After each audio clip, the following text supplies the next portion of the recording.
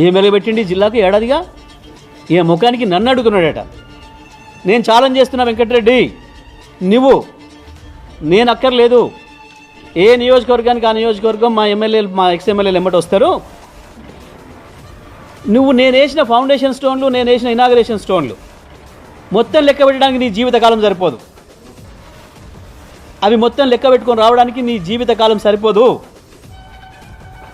నల్లగొండ జిల్లాలో ప్రతి గ్రామం తిరిగిన ఏకైక మంత్రిని నేను.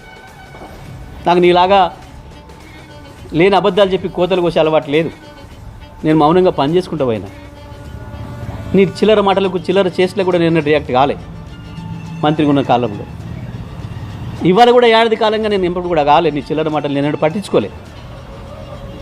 ఇవాళ ప్రపంచం గుర్తించింది నువ్వు సోయి లేకుండా మాట్లాడతామని, కానీ నాకు ఎప్పటించో తెలుసు నీ సంగతి.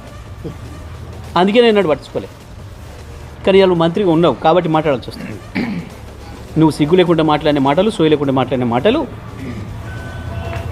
నేను ఒకటే మాట అడుగుతున్నా, గ్రామాలకు పోదాం పద.